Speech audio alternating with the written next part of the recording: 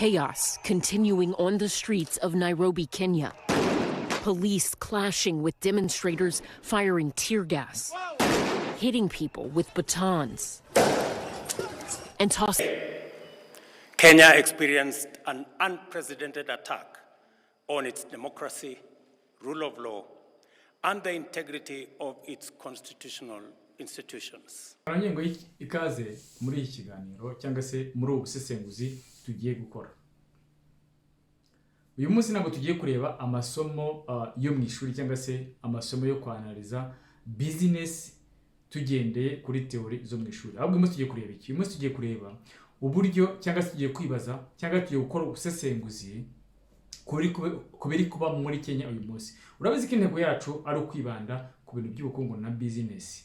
Ariko ibiri kuba muri Kenya bifitanye isano cyangwa se bifitanye isano n'ubukungu muri rusange. Kubera iki urubyiruko rwo muri Kenya ruri kwigumura cyangwa se ruri kwitwara nabi kuri William Ruto? Rurabura niki? Ni ubuhe burenganzira ruri gushaka? Ese intandaro yabyo ni iyihe? Muri make intandaro yabyo nkuko tubyumva mu bitangazamakuru bitandukanye ni uburyo William Ruto cyangwa se leta ya William Ruto yashatse kuzamura imisoro. Ese iyo bazamuye imisoro ni izihe ngaruka bigira ku bukungu? Iyo bazamuye imisoro bizamura igiciro cy'ubuzima bwa buri munyagihugu wese. Impamvu zishobora gutuma bazamura imisoro ziratandukanye, ariko kuri iyi nshuro impamvu ya William Ruto ni ukugira ngo habashe kwishyurwa amadeni igihugu kirimo ndetse bagabanye n'umubare w'amadeni igihugu cyaka.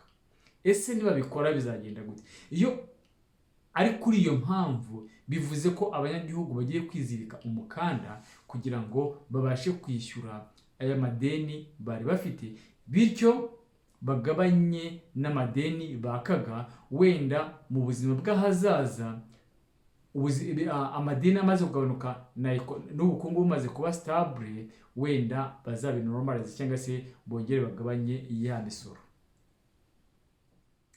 Ariko ni ukuvuga ngo icyo gihe iyo bazamuye imisoro bivuze iki? Iyo bazamuye imisoro hari kampani nyinshi zishobora gufunga, cyane cyane nka kampani ziba ziri gutangira cyangwa se small businesses ziba zikivuka. Izo ngizo nta mahirwe ziba zifite yo gusurvivinga. Bitewe n'iki? Bitewe n'uko igiciro cyo gukora ikintu cyangwa se cost of production yahise izamuka kandi aribwo bari bakiyubaka. Na kampani zikomeye bivuze ko zizagabanya umubare w'ibyo zakoraga. Ni ukuvuga production izahita igabanuka. Iyo production igabanutse bivuze ko abakozi bamwe bagomba kwirukanwa, ubushomeri bukiyongera. Ubundi iyo tuvuga macroeconomic problems cyangwa se ibibazo bijyanye na economy aggregate cyangwa se economy y'igihugu cyose cyangwa se holistic economy, harimo itakaza agaciro ry'ifaranga inflation, hakabamo unemployment cyangwa se ubushomeri, hakabamo balance of payment. Ni ukuvuga ibyo byose iyo tuzamuye imisoro reflectinga kuri ibyo bintu byose.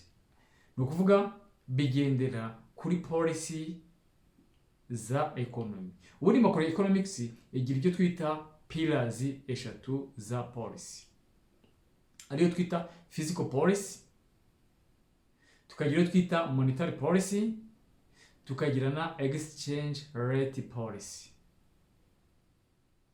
Ahangaha rero iyo bazamuye imisoro, ubwo iyo misoro iba igendeye ku cyo twita physical policy.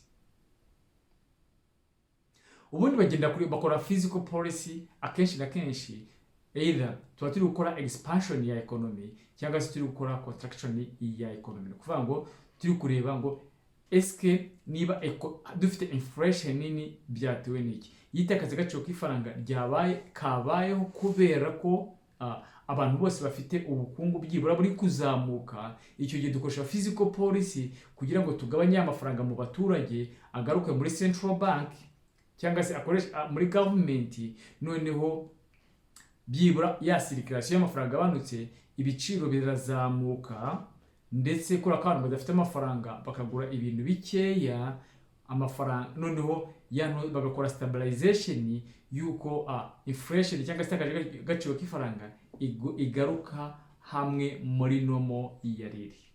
Ariko icyo ni igihe tuvuga ko habayeho itakaza agaciro k'ifaranga cyangwa se inflation bitewe nuko muri sector cyangwa investment ari nyinshi cyane.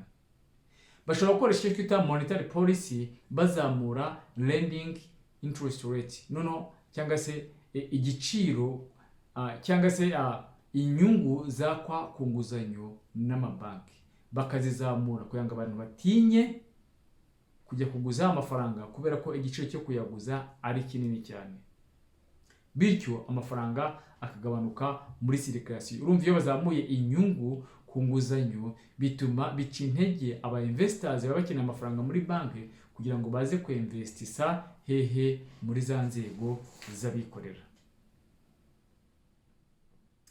Ariko kuri inshuro muri Kenya icyo bari kuvuga niki? Muri Kenya icyo bavuga nuko bashaka kwishyura kugira ngo bagabanye amadeni ndetse banishyure n'amadeni yafashwe. Ni ukuvuga ngo ibyo ngibyo ntabwo bitewe nuko bari bafite itakaza agaciro ry'ifaranga, ahubwo birasaba ko abaturage bose bizirika umukanda noneho bakajya kwishyura iki? Bakajya kwishyura amadeni, bityo bigahungabanya ubukungu bw'abaturage cyangwa se ubukungu bw'igihugu mu buryo buri genero. Wenda expectinga ko ahazaza h'igihugu hazaba heza kubera ko amadeni bazaba bayagabanije, noneho bakaza stabilizinga, bakagarura economy yabo mu buryo buri normal. Ariko urubyiruko, tuvuge urubyiruko urangije kaminuza, umaze imyaka 2 imyaka 3 nta kazi wari ufite, none ubonye aho kugira ngo byibura leta ikreye cyangwa se ireme imirimo, ahubwo irimo irafunga n'imirimo yari hari. Ntekereza ko ariyo mpamvu urubyiruko rwo muri Kenya rutari kumvikana na leta mu byemezo leta yafashe, bityo bakabasha kugira gute? Bakabigaragaza banyuze mu myigaragambyo. Nubwo wenda president yavuze ko atagomba kugira gute, iryo tegeko atazarisinya, ariko urubyiruko kugeza uyu munsi ntabwo rurabasha kumwizera. Ni ukuvuga iki rero? Ubundi igihugu iyo kiyoborwa mu buryo bwa economy. Ntekereza ko niyo bari kuvuga ibyemezo bya leta cyangwa se iki ari bigenda bikareflectinga ubukungu mu buryo buri sociale, hazamo gatoya cyane kuko sociale ishobora kubaho hatarimo ubukungu. Ni ukuvuga iki rero?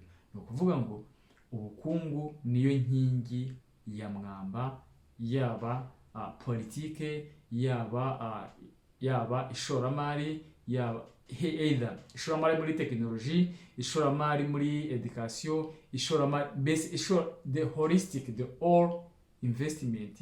Ni ukuvuga ngo zose zigendera ku bukungu.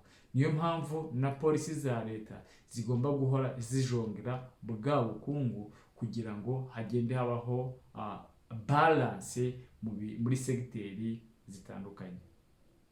Ubutaha tuzakoresha icyo twita Cobb Douglas production model function kugira ngo turebe muri 2016 Donald Trump yiyamamaza avuga ko azakora recall cyangwa se azongera agatuma amakampani y'abanyamerika yose yagiye kwinvestira hanze agaruka noneho akazi mu gihugu kakiyongera. Ndetse icyo gihe numva yaravuga ko bagomba kugabanya n'icyo twita corporate tax kugira ngo babashe kureshya abashoramari baze kongera ishoramari muri Leta Zunze Ubumwe za Amerika, bityo bareme akazi, ubushomeri bugabanuke ndetse n'ubukungu buzamuke. Niyo video tuzakurikizaho. Ciao. Ntugende udakoze iki? Ntugende udakoze subscribe, share, like na comment kuri iyi video.